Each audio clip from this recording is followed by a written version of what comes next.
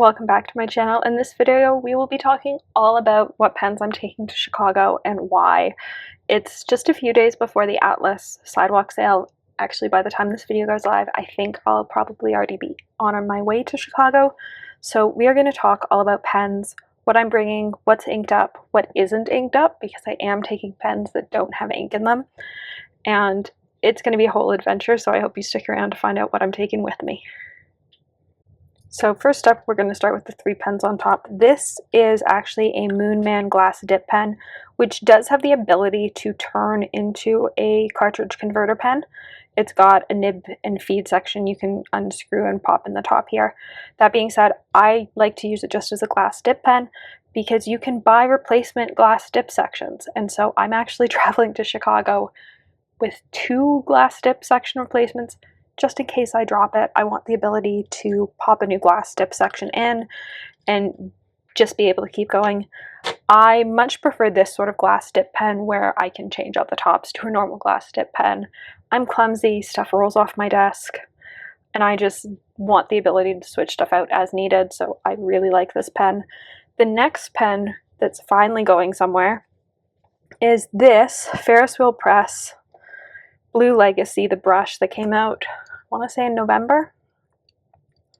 I got it for myself as a Christmas gift and really like it. It's quite pretty, but I just haven't inked it up yet, and I'm hoping to find an ink at the show that inspires me to ink it up because I do really like the nib on it. I've dipped it a couple times. It's got a great nib.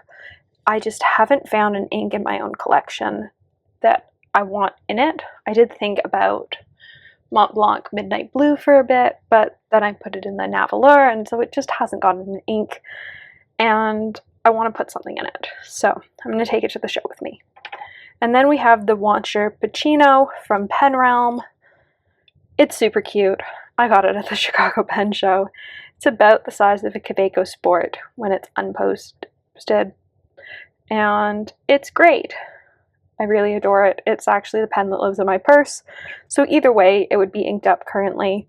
It just so happens that it's not in a pen case because it lives in my purse.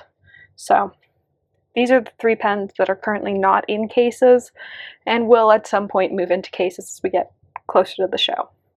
Then we have the first pen roll, which just has the carousel pens from Ferris Wheel Press in it, in every color.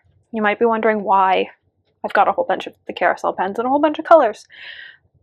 These are the only pens I use shimmer inks in, other than a single Kaweco Sport, and so I want them in case I get anything sparkly at the show. I already know I'm looking at the Atlas show ink. I'm sure something else sparkly is going to catch my eye, but I wanted the ability to put sparkly ink in pens, and to do that I needed to bring pens that I am okay with putting sparkly ink in.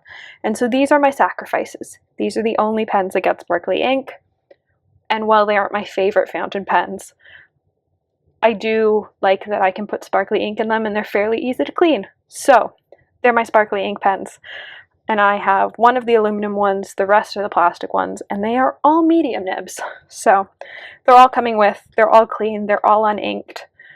None of them might get inked, all of them might get inked. We'll see what happens. Really, they're just coming with me in case there's any sparkliness that I want to put in pens. I've got pens that can go into where I don't really care if I don't ever get the feed perfectly clean again, because these have already all been abused with sparkly ink. Finally, we have my lovely leather pen case. This is actually the same pen case that Lori showed off in her 20 questions, just in a different color. I believe hers is the lighter brown, but I really like this darker brown because it matches my traveler's journal, and it is full and sort of organized for once. For once I've like sort of organized my pens in it. Normally I just throw them in whatever order I want, but I've like sort of organized them by nib size, so like the standard stuff is in the middle and then the weird stuff is on the edges. So we're going to pull this tray out and take a look at what is actually in here. These are all the pens that showed up in this month's inked video, so if you've seen that, you've actually probably already seen all these pens. And I will quickly go over the colors for the new pens that I've inked up. I'm not going to go over the stuff that is inked every month. If you've been here, you've seen it. If you haven't seen it, I will leave a link to this month's inked video. But new colors this month are the Leonardo Memento Zero Grande with the extra fine flex, got Diamine Celadon Cat. The Leonardo Memento Zero Bella di Notte from Gold Spot, got the fine in a fine flex, got Monteverde Rose Pink. The TWSBI Eco Broad got Ferris Wheel Press Madame Mulberry in it. The Jinhao 82 with the bent nib got Ferris Wheel Press Treasured Manuscript. The Jinhao 82 with the Architect nib got Sailor Manyo Sakura, and the Pilot Prayer in a fine nib got Sailor, however you say that, it's like First Snow, I believe. It's a great color, I really like it. But these are the new colors this month. It's a weird color selection. I will admit to it being a weird color selection. It was the month of like choosing whatever I want, like just inking up the inks I wanted and not caring if they went together or not. And it's created this really odd color palette that I sort of like. And for whatever reason, Madame Mulberry in the TWSBI is super dark. I tested it in another pen. It's still really pink in the other pen, but it's super dark in the TWSBI. So I don't know that I got all of the Mont Blanc ink out of the TWSBI, and maybe that was my problem. So pen-wise, we're looking at two Leonardos, one in the extra fine flex, one in the fine flex. I had a huge plan of getting a whole bunch of nib work done if you saw my pen show video.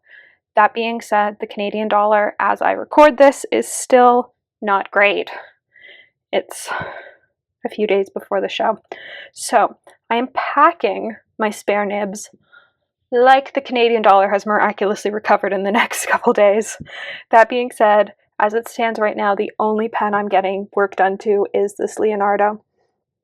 Everything else can wait until people are in Canada in a couple months for Scriptus, because even though I don't plan to go to Scriptus, I will go and get nib work done at the couple days beforehand when people are in the city.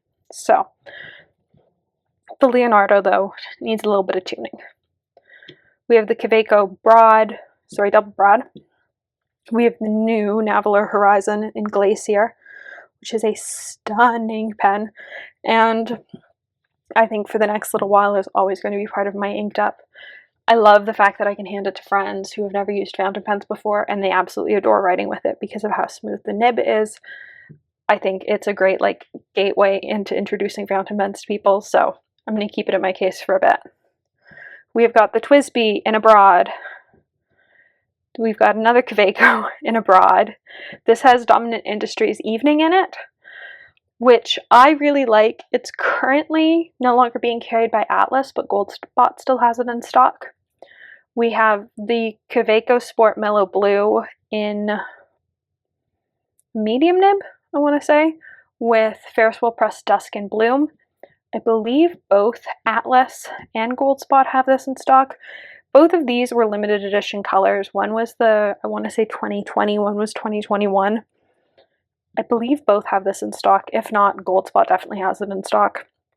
We have my Pilot Prayer with a fine nib. We have the Hongdian in an extra fine that gets Sailor Waterproof Black in it. We have the two Jinhaos. The bent nib is actually a pen nib that they just like stock off the shelf, which is pretty cool. The Architect, on the other hand, is a Fountain Pen Revolution Architect nib. And unfortunately, I don't know which one it is because I got it from somebody in the Canadian Fountain Pen group when she no longer wanted it. So I have no idea which version of it is. They stock a whole bunch of different versions. And then we have the Kaweco Ice Glow Highlighter in the, I believe it's the 1.9 size. They did do a 2 point something size, but this is the 1.9. There is one other pen that I've been debating packing, and that's a pen that I don't think I've shown here. I've shown on Instagram, but that's the Kaweco Sport by Diplomat that I acquired a few weeks ago. Somebody was getting rid of it in the Canadian Fountain Pen group, and all they asked was for the person to pay for shipping.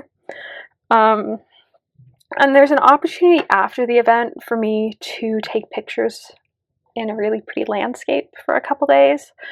And so I'm trying to debate if I want to take the pen or not. It's not inked up, but we'll see if it ends up coming with me. I think it probably will because it doesn't take up much space. The only issue is my Kaweco pen roll that I made only has 4 spots.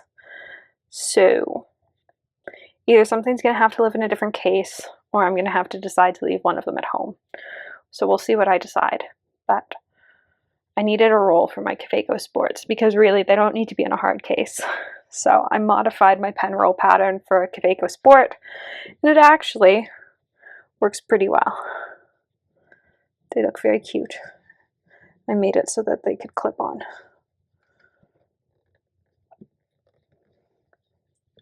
And look all cute. So we'll see which 4 Kaweco Sports end up coming with me.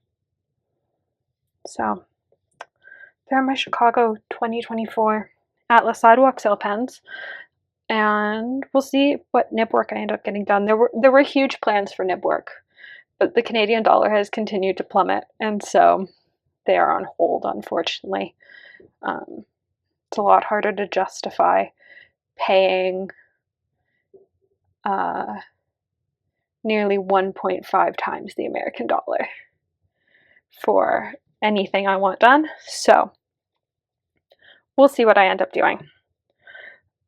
That being said, the Leonardo is getting tuned.